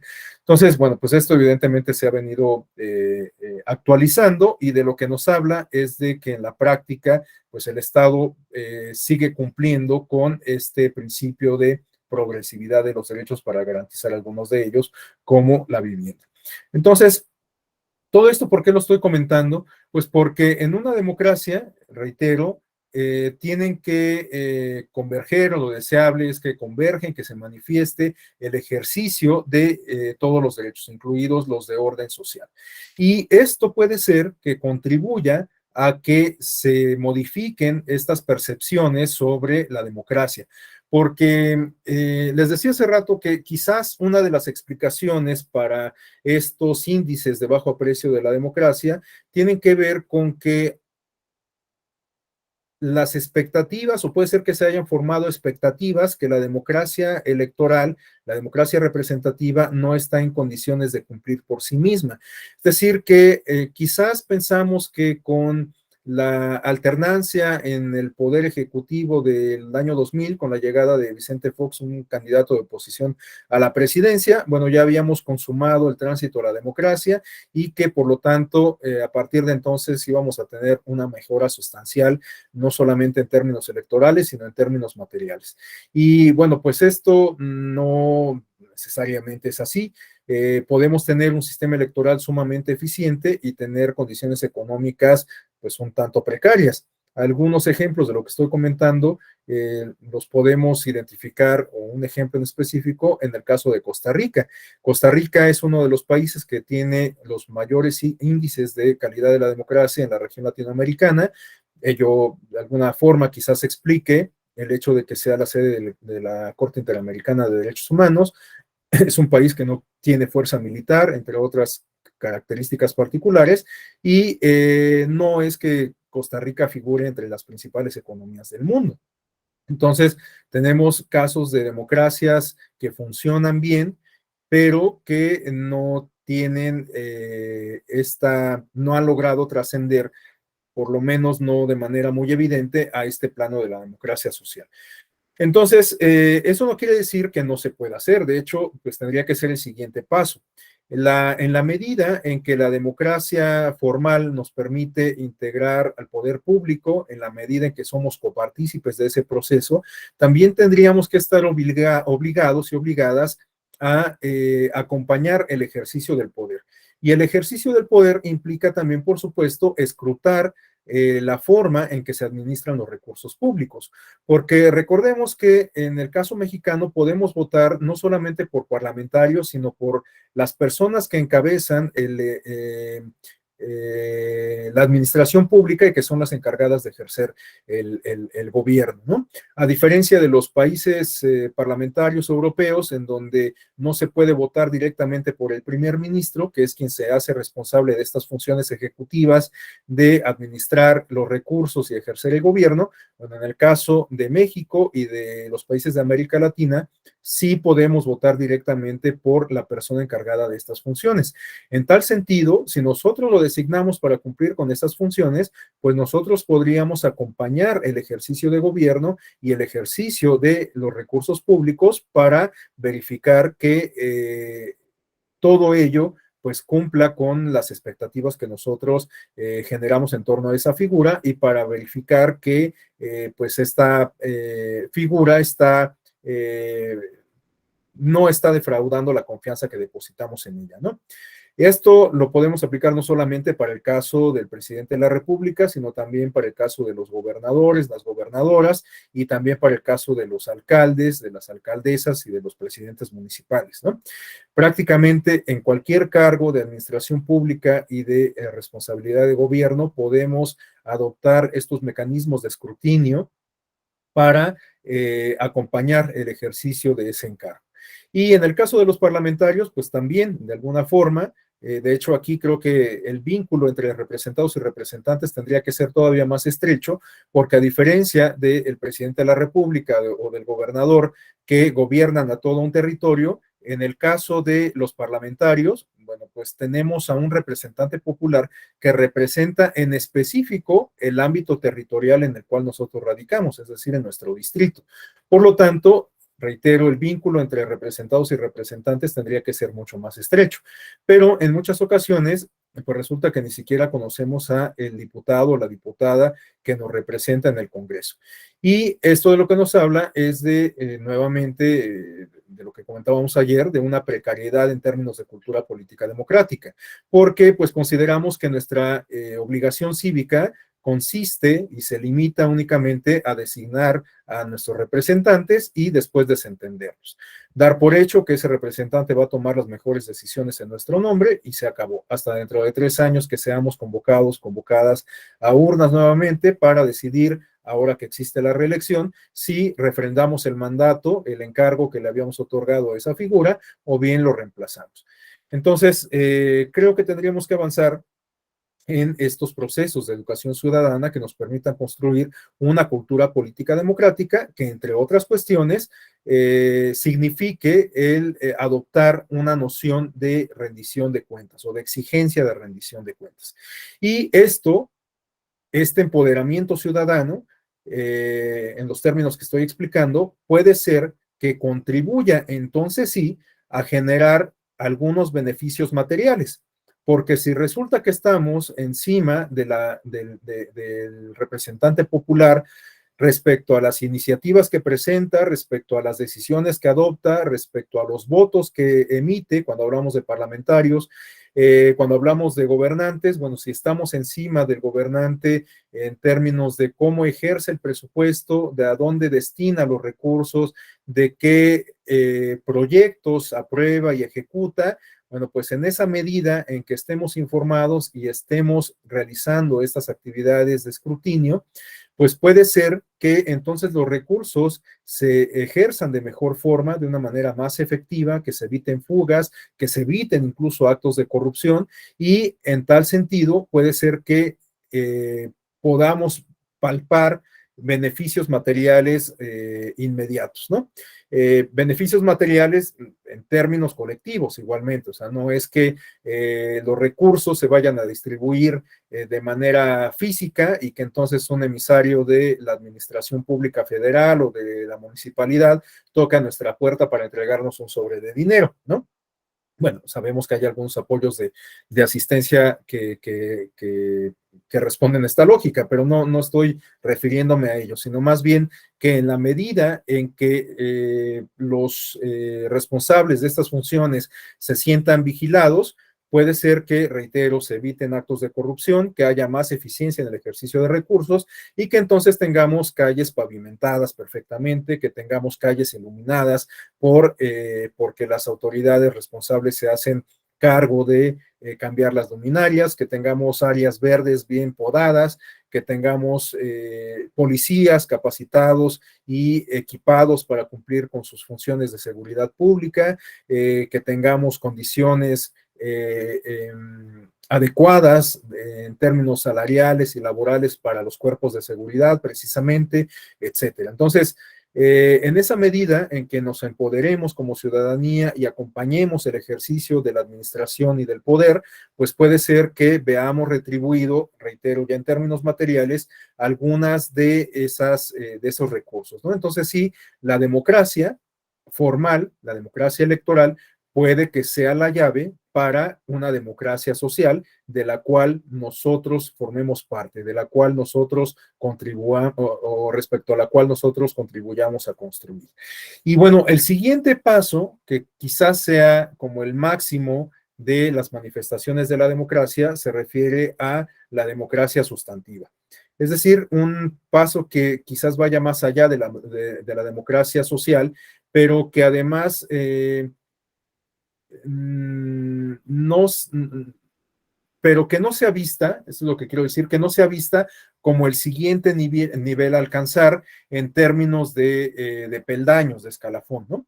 Me refiero a que no necesariamente la democracia social nos va a conducir invariablemente a la democracia sustantiva, sino que la democracia sustantiva puede ser que se construya ciertamente a partir de contar con una base de democracia social, pero también con la convergencia de las demás manifestaciones de la democracia, la electoral, la participativa, la, bueno, la participativa que se manifiesta a través de los mecanismos de participación ciudadana, etcétera, ¿no? Entonces, esta democracia sustantiva creo que es una categoría académica que nos ayuda a explicar, ya no en abstracto, sino en términos, reitero, académicos, que por lo tanto nos permiten interpretar la realidad, esta noción de entender la democracia como una forma de vida, ¿no? Esta noción que comentábamos desde el día de ayer cuando revisábamos el contenido del artículo 3º constitucional. La democracia como forma de vida, hay quienes consideran que es un ideal, que es algo irreal, que es una noción bastante romántica. Hay quien considera que la democracia es una forma de organización política y no más, pero como lo estamos viendo, la democracia pues no es única, no es unívoca. Podemos dotar de contenido a distintas expresiones de la democracia y por lo tanto creo que sí podemos pensar que una de las dimensiones de la democracia tiene que ver con entenderla como una forma de vida. Es decir, una manifestación de la democracia que se perciba prácticamente en cualquier espacio de la vida comunitaria, de la vida social. En tal sentido, para entender esta categoría de la democracia sustantiva, me parece sumamente significativo que avancemos en la construcción de esta cultura política democrática que hemos comentado desde el día de ayer, una cultura política que esté dotada de un conjunto de valores guiados, por supuesto, por las nociones democráticas. Estos valores que se refieren al respeto, a el diálogo, que además de ser un valor, pues es un instrumento, la pluralidad, que además de ser un valor, pues es un distintivo de la democracia, una democracia que es homogénea, pues quizás no sea propiamente democracia. Esto también me lleva a plantear una idea, abro un paréntesis para ello, y que tiene que ver justo también con las expectativas de la democracia. En algunas ocasiones creemos que la democracia implica el evitar conflictos. La democracia es un contexto en donde no vamos a tener conflictos, en donde va a prevalecer la armonía. Y lo cierto es que esto no es así. De hecho, la democracia implica conflicto de manera natural. Si partimos de la premisa de que una democracia una auténtica democracia, tendría que estar distinguida por la pluralidad, y lo cual implica que todas las voces tengan cabida, que todas las formas de expresarse puedan ser respetadas, que todas las ideas puedan ser expresadas, que todas las expresiones humanas puedan existir. Bueno, pues eso de suyo implica un conflicto, porque va a ser más difícil que logremos establecer acuerdos. En tal sentido, más bien la democracia nos tendría que alentar a generar habilidades, a desarrollar habilidades y competencias que nos permitan aprender a reconocer el conflicto como una característica inherente de la democracia y sobre todo a resolver tales conflictos de manera pacífica y de manera armónica, poniendo en práctica los propios valores de la democracia que acabo de mencionar: el respeto a la diferencia, el reconocimiento a la otredad, el diálogo, etcétera, ¿no? Entonces, esto me parece sumamente importante plantearlo, porque la democracia definitivamente no es la felicidad. La democracia implica conflicto, reitero, de manera inherente, y más bien lo que tendríamos que plantearnos es mecanismos, bueno, mecanismos, y adoptar tanto conocimientos como el desarrollo, como desarrollar habilidades y prácticas que nos permitan sortear esos conflictos, esas diferencias de manera pacífica, ¿no? Bueno, un segundo elemento de la democracia sustantiva se refiere justamente a estas prácticas y habilidades guiadas por tales derechos. Una tercera se refiere a la vigencia del Estado de Derecho. Este es un aspecto fundamental. Una democracia que no tiene un sustento jurídico, pues tiene bases endebles, ¿no? Por supuesto, podemos adoptar formas democráticas, como lo hemos comentado, en espacios de la vida cotidiana y, bueno, pues esto a lo mejor no demanda ningún tipo de regla, ¿no? O sea, no es que, para volver al ejemplo trillado que estoy mencionando de los acuerdos familiares, no es que nos pongamos de acuerdo para suscribir una carta o una declaración de principios para que los integrantes de la familia sigamos un protocolo a fin de establecer un acuerdo. O sea, eso sería hasta cierto punto absurdo. Pero, sin duda, la forma de organización política como tal de una comunidad más amplia, de una población, de un estado, sin duda requiere de una base jurídica. Y esa base jurídica la podemos encontrar en la Constitución y en las leyes que emanan de ella. Pero no basta solamente con que tengamos esos preceptos contenidos en la Constitución y en las leyes, sino que se pongan en práctica, que tengan realmente vigencia. Y esto cobra mucho sentido si lo contrastamos con la realidad rampante, no solamente en el terreno electoral, sino en cualquier otro ámbito de la vida social de nuestro país. Tenemos, y para nadie es un secreto, que reconocer que hay un fenómeno muy arraigado en nuestro país, que es el de la corrupción, ¿no? La corrupción está presente casi en cualquier lado y no necesariamente implica el intercambio de un beneficio a cambio de de otro beneficio, ¿no? Es decir, no necesariamente implica una transacción comercial, que en muchas ocasiones implica, por lo tanto, dinero, como cuando nos pasamos un alto y le ofrecemos una mordida a la gente de tránsito, sino que también la corrupción implica aspectos culturales. Sé que también este es un lugar común que pues a veces hasta sirve como para justificar la existencia de la corrupción, casi como un argumento que nos dice, pues es que así somos los mexicanos, o sea, lo traemos en los genes, es algo cultural que hemos venido heredando y entonces no lo podemos modificar. Definitivamente esto no es así. La cultura es un constructo social que quizás más que algunos otros constructos sociales son susceptibles de ser modificados, ¿no? Muchas de las tradiciones, que son expresiones de la cultura popular, han sido dejadas atrás y otras prevalecen, ¿no? Pero esto de lo que nos habla es justamente de que pues nada es pétreo, ningún constructo social es pétreo, nada está escrito para siempre y por lo tanto podemos modificarlo. En tal sentido, aun cuando la corrupción tenga un arraigo cultural, por supuesto que podemos modificarlo. Pero bueno, el caso es que la corrupción no solamente refleja este déficit de cultura política, sobre todo en su dimensión de apego a la legalidad, sino que también de lo que nos habla es de una debilidad hasta cierto punto del Estado de Derecho, porque en realidad muchos de los actos de corrupción sabemos que están explícitamente prohibidos en alguna legislación y a pesar de ello, pues no se respeta la legislación, la corrupción sigue estando rampante.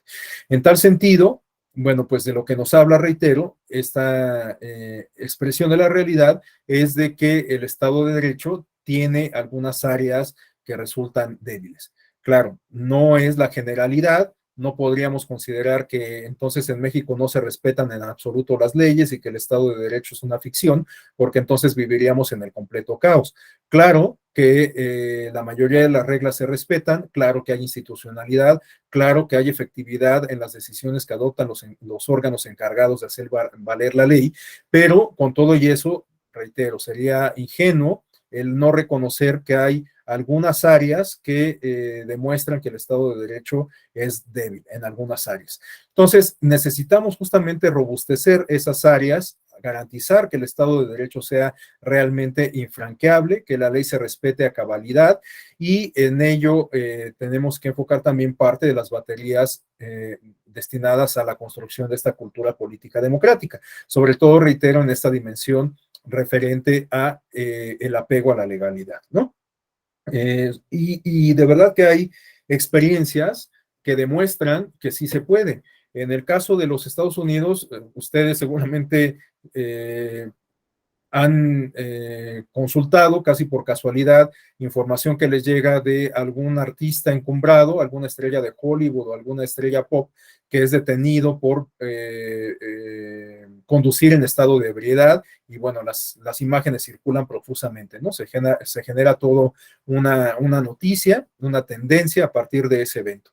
Y bueno, ¿por qué estoy citando este ejemplo tan trivial? Pues porque de lo que nos habla es de que no importa qué estatus tengas, cuál sea tu poder adquisitivo, qué reconocimiento público tengas, a final de cuentas, si violentas la ley, pues eres procesado de la misma forma que cualquier otra persona que violente la ley. Y les decía, esto no solamente lo observamos en el caso de Estados Unidos, porque muchas veces, en muchas ocasiones también solemos excusarnos diciendo, bueno, es que eso pasa en los países del primer mundo, pero pues no en los países de Latinoamérica, ¿no? Pero tenemos experiencias exitosas en este sentido también. Recordemos el propio caso del alcoholímetro en nuestro país. O sea, el alcoholímetro, igual, en muchas ocasiones, diputados, senadores, artistas, cantantes, futbolistas, etcétera, eran sometidos a la prueba del alcoholímetro y si no la pasaban, pues eran remitidos, ¿no? Otro ejemplo de que sí se puede combatir la práctica del esnable de la corrupción la tenemos en el caso de los verificentros, que ahora, bueno, ya se ha flexibilizado un poco, ya no me atrevería a decir que es imposible dar mordidas para que un auto pase la verificación, pero hubo un momento, hubo una época en donde era prácticamente imposible que esto ocurriera. O sea, si tu vehículo no estaba en condiciones de aprobar el examen de emisiones, de emisión de contaminantes, pues simplemente era rechazado y tenías que presentar una y otra vez tu vehículo hasta que lograra pasar, ¿no? Y pagar incluso la multa correspondiente, etcétera. Incluso se había adoptado un mecanismo, no sé si ustedes lo recuerdan, que implicaba que si tu auto era rechazado en una segunda ocasión, ya no pagabas los derechos de esa segunda presentación, sino hasta una tercera. Entonces había un mecanismo que se diseñó justamente para evitar estas prácticas de corrupción. Reitero, la mejor ahora se ha flexibilizado un poco, no me consta, pero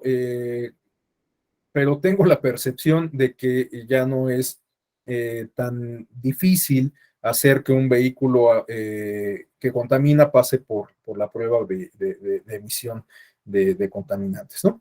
Pero bueno, todo esto lo estoy citando porque de lo que nos habla es de experiencias exitosas en donde sí podemos hacer valer la reglamentación correspondiente, y igual que ocurre en los países de primer mundo, no importa que seas diputado, senador, director general, asesor del presidente de la República, quien seas, está sujeto a esta revisión, a estas reglas, y si infringes tales reglas, pues también vas a ser procesado igual que las demás personas, que cualquier otra persona, ¿no? Entonces todos estamos en el mismo rango de igualdad. Entonces necesitamos, creo yo, fortalecer esta parte de las áreas débiles del Estado de Derecho. Y bueno, también para no alejarnos mucho del tema, podemos hacer referencia a el ámbito electoral. Hay muchas reglas que se violan de manera sistemática por los actores políticos, partidos, candidatos, diligencias partidistas, etcétera. De hecho, bueno, no están ustedes para saberlo, pero yo estoy estudiando el doctorado en la Escuela Judicial Electoral, y la hipótesis que me he planteado en mi propuesta de investigación es que las sanciones electorales, las sanciones que se imponen en materia electoral, solamente cumplen parcialmente con su función, porque, bueno, para quienes son abogados y son expertos en la teoría de la pena, saben que esta funciona en dos vertientes, una que busca reparar el daño trastocado y otra que busca prevenir, ¿no? Bueno, creo que las sanciones que se imponen en materia electoral solamente cumplen con la primera parte, es decir, con reparar eventualmente el daño trastocado, pero no con prevenir, porque si este fuera el caso, pues no tendríamos una carga contenciosa tan amplia.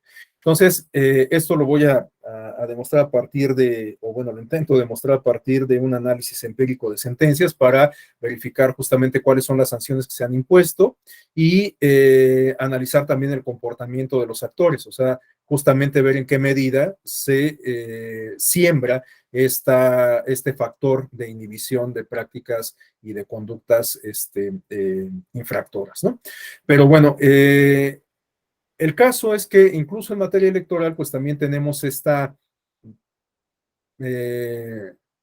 áreas de oportunidad respecto a el Estado de Derecho, aunque quizás con menor grado de evidencia en comparación con otras áreas, porque incluso en materia electoral, dado que los tiempos son muy cortos, bueno, pues esto obliga a que la autoridad, tanto la administrativa como la judicial, imponga las sanciones correctivas con la mayor oportunidad y esto evita que haya rezago en la materia de justicia electoral, ¿no? A diferencia de otras áreas del derecho, bueno, pues en materia electoral realmente no hay rezago, todo se resuelve de forma pues muy pronta y expedita. Entonces, bueno, pues me parece importante, en conclusión, que pongamos atención en esta parte del fortalecimiento del Estado de Derecho. Otra característica se refiere a la participación activa en asuntos públicos. Bueno, ya comentábamos que la democracia electoral, la democracia representativa, liberal, como se quiera ver, bueno, sé que hay algunas diferencias entre una y otra categoría, pero son más las similitudes entre todas, por eso las uso de forma indistinta.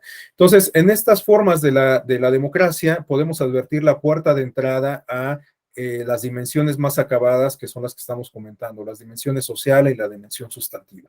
En tal sentido, si ya podemos participar en la toma de decisiones, no solamente designando a nuestros representantes, sino a través de mecanismos como la consulta, el referéndum, la revocación de mandato, el presupuesto participativo, que esta es una figura que me adelanto a comentarles que es sumamente interesante, por supuesto, sin ningún demérito de las demás, pero el presupuesto participativo me parece muy importante porque permite incorporar varias de las manifestaciones de la democracia que estamos comentando. Involucra la democracia deliberativa porque se llevan a cabo asambleas para la discusión de proyectos, la identificación de necesidades de la comunidad, implica la democracia participativa y la democracia electoral porque las decisiones se deciden, las decisiones se votan, y así es como se adoptan o se designan a los proyectos ganadores, y además implica una forma de participación que va más allá del ejercicio comicial y de la deliberación, porque a final de cuentas el propósito último que persiguen estos ejercicios de presupuesto participativo es que se aplique un porcentaje del presupuesto público a aquellos proyectos que son definidos por la población. Entonces, tiene muchas aristas interesantes y, reitero, sin demérito de las demás figuras de participación semidirecta, creo que es una de las más interesantes. Bueno, entonces tenemos que en todas las formas de participación, o mejor dicho, que en todas las dimensiones de la democracia podemos encontrar formas de participación. Entonces, en una democracia sustantiva, por lo tanto, estamos hablando de que la ciudadanía puede participar de forma activa prácticamente en cualquier asunto público e incluso puede adoptar nociones, prácticas y ejercicios democráticos en el ámbito privado, ¿no? Como en el ámbito familiar, como ya lo hemos comentado. En este sentido, las democracias participativas, o mejor dicho, las democracias sustantivas, pueden distinguirse porque entonces las y los ciudadanos adquieren una capacidad de agencia. Esta capacidad de agencia es un concepto que ha sido desarrollado, entre otros autores, por Guillermo O'Donnell, y para ponerlo en palabras propias, significa la posibilidad que adquieren los y las ciudadanas de influir de manera práctica, de manera vívida, de manera corroborable en los asuntos públicos. Es decir, que la participación no es estéril, sino que finalmente tiene un cauce, un desemboque que se puede observar sin lugar a dudas. En tal sentido, bueno, pues esta capacidad de agencia yo la relacionaría con lo que hemos comentado sobre los ejercicios de acompañamiento del poder, sobre los ejercicios de escrutinio público, y en este sentido lo vincularía con la última característica que tenemos en pantalla que se refiere a los mecanismos de rendición de cuentas. si el ciudadano o la ciudadana se asume como agente de cambio, como un sujeto que puede intervenir en la modificación, en la alteración de la realidad política y social, bueno, pues sin duda estamos hablando de un ciudadano, de una ciudadana empoderada, ¿no? Y en tal sentido, el ciudadano o la ciudadana se convierte realmente en el protagonista de cualquier dimensión de la democracia. En tal sentido, el ciudadano o la ciudadana está en posibilidades, por lo tanto, de influir en el ámbito público, como lo comento, y en particular esa influencia puede traducirse en la exigencia de rendición de cuentas. Esto que yo comentaba sobre el acompañamiento del poder, del ejercicio del gasto público, etcétera, pues no es otra cosa sino esta cuestión de intervenir en mecanismos de rendición de cuentas, ¿no? Vemos cómo se ejerce el presupuesto, cómo se desenvuelven los funcionarios públicos, tanto los electos como los designados por ellos, etcétera. Entonces, en tal sentido, pues estamos llevando a cabo ejercicios de accountability social, es decir, ejercicios justamente de verificación, de supervisión, de escrutinio de la función pública que desempeñan pues estos agentes legítimamente designados directamente por nosotros a través del voto o indirectamente a través de los nombramientos que hacen a quienes votamos, ¿no? A quienes elegimos. Entonces, bueno, pues podemos ampliar el catálogo de características de democracia sustantiva, pero me parece que estas son algunas de las más significativas. Y bueno, para cerrar y en atención pensé que había incorporado aquí las ligas. Bueno, lo que iba a comentar es que en atención a que el día de ayer, si no me equivoco, Marisela fue quien me pidió algunas fuentes de consulta. Bueno, les voy a pegar en el chat algunas ligas a artículos que consulté para integrar la exposición, aunque también en honor a la verdad, y esto creo que no lo había comentado, algunas de las láminas, algunos de los contenidos, pues simplemente las ajusté, pero son autoría de dos colegas de la Escuela Judicial Electoral, a quienes ahora les cedo el mérito, que son el maestro Fernando de la Pesa y el maestro Alexander Reyes. Entonces, bueno, pues tampoco me gusta agenciarme créditos que no me corresponden. Y bueno, pues les comparto las ligas y en los minutos que nos quedan, igual que ayer, pues los invitaría a que si alguien desea hacer alguna reflexión, completar, debatir, refutar algo de lo que he comentado, pues lo haga con absoluta libertad en estos minutos que nos quedan. Adelante, Edmundo. Gracias, profesor. Bueno, yo creo que en términos generales la palabra democracia es sumamente importante. En el tema que hablaba usted de lo que es la democracia social, yo creo que depende mucho del matiz que se le dé para entonces saber si estamos o el tamaño del riesgo entre la democracia social y el populismo que también hablábamos ayer, ¿no? Comentó hace un momento también de los temas donde no podemos realizar las consultas, en el caso de los derechos humanos, en el caso de la seguridad nacional y los temas electorales. Entonces, yo creo que precisamente ahí puede derivar el riesgo entre lo que es la democracia social, el escuchar a todos de manera igual, o caer en el tema del populismo, ¿no? Tratando de engañar a la gente cuando sabemos que existe precisamente en la democracia sustantiva la vigencia del Estado de Derecho y sobre todo al Estado del Derecho. Muchas gracias. Al contrario, gracias, Edmundo. Bueno, pues sí, estos riesgos están latentes, ¿no?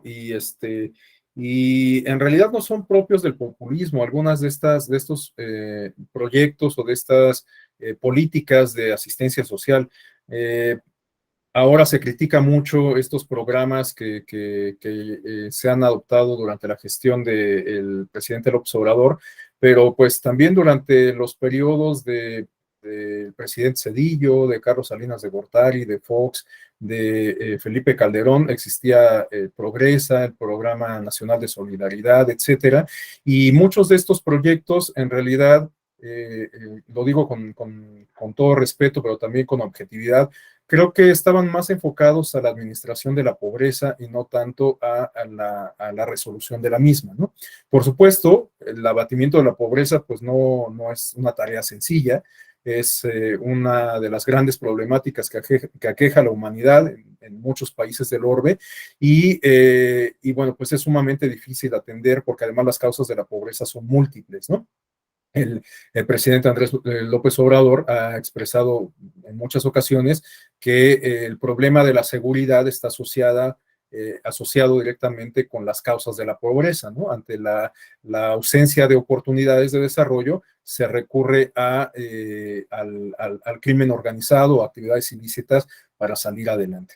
Bueno, puede ser, o sea, es una hipótesis que pues a lo mejor es certera, en realidad no lo sabemos.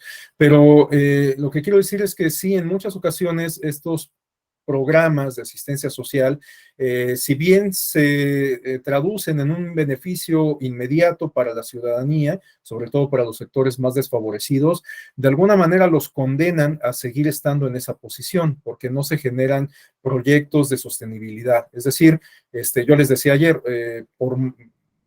por muchos recursos que existan, o sea, si no se produce nada, los recursos se van a acabar. Entonces, no hay forma de sostener ese tipo de proyectos. Claro, también, y hablo de la gestión actual, pues porque justamente es la vigente. Hay algunas otras propuestas que han sido planteadas por el presidente López Obrador y su administración, como la creación del aeropuerto, que ya mencionábamos, o el Tren Maya, que han sido objeto de muchas críticas, pero que ahora menciono porque el presidente ha señalado que estos proyectos, la refinería también, pueden generar una amplia, pueden significar una importante fuente de empleos, ¿no? Y bueno, pues eso puede ser cierto también. Pensemos en estas experiencias en donde en una comunidad apartada llega a instalarse una industria en específico, una fábrica. Yo tengo una experiencia muy clara de personal. Mi mamá es del estado de Hidalgo, de esta zona que se conoce como el Valle del Mezquital.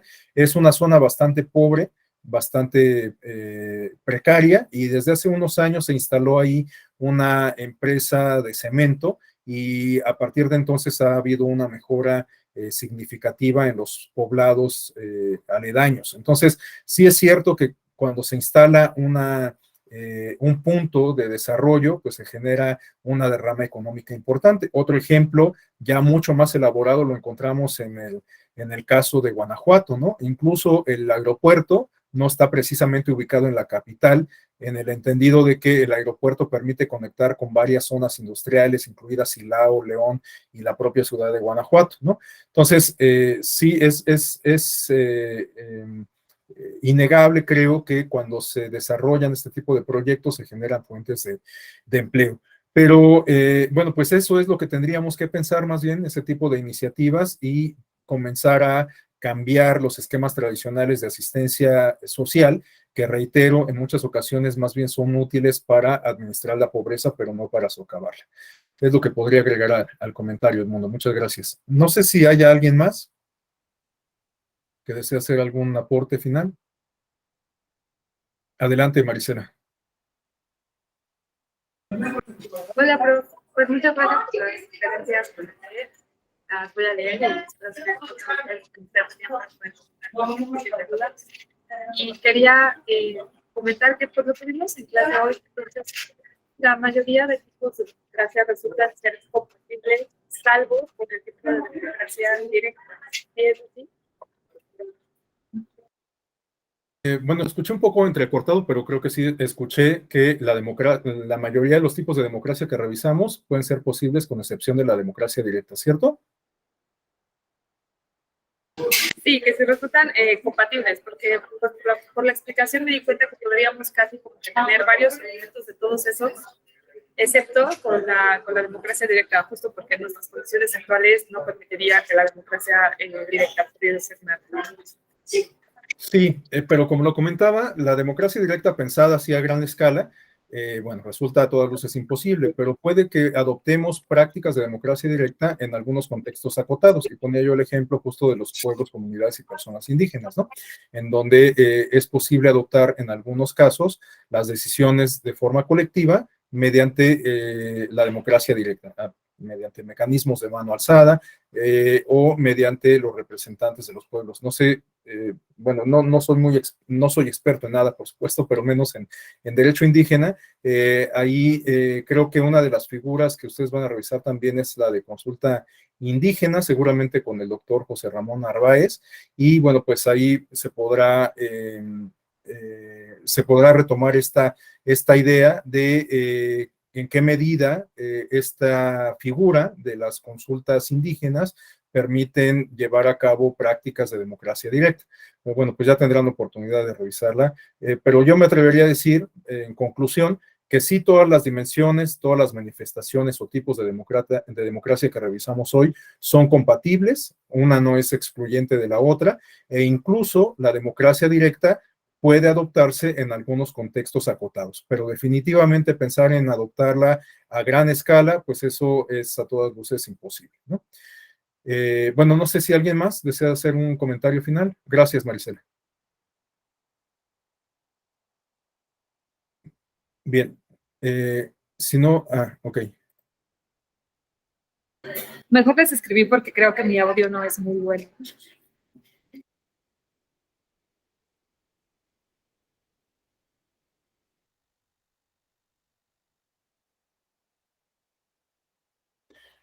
Sí, pues de hecho creo que tal como lo escribe Marisela, pues esa es la idea, ¿no? Que busco transmitir.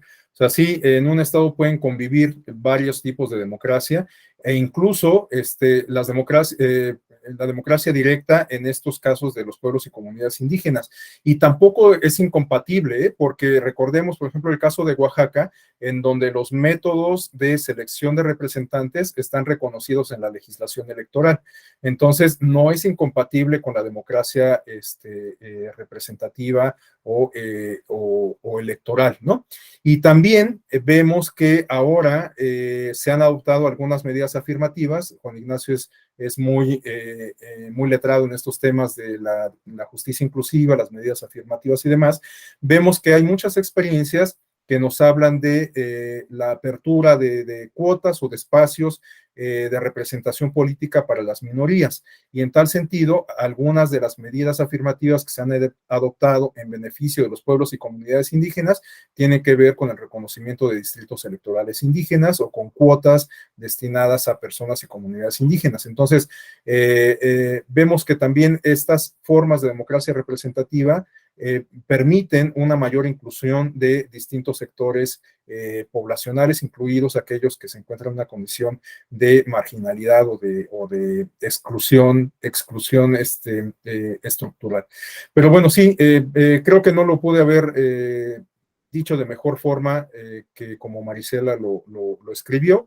Al final de cuentas, en un estado puede haber convergencia de distintas manifestaciones de democracia. Creo que sí, estamos de acuerdo en ello. Bueno, pues nos restan apenas unos 5 o 6 minutos, pero si ustedes no tienen inconveniente, entonces podríamos dejar hasta aquí la exposición. No sé si, la verdad, ahorita no tengo a la mano el programa, no recuerdo si me corresponderá revisar algún otro tópico, algún otro módulo con ustedes, pero bueno, si es así, ya nos encontraremos, ya tendré el placer de volver a coincidir con ustedes y ustedes tendrán la penitencia de volverme a escuchar. Hasta entonces, pues nos vemos, les deseo un excelente día y bueno, pues estoy a sus órdenes. Muchas gracias. Gracias.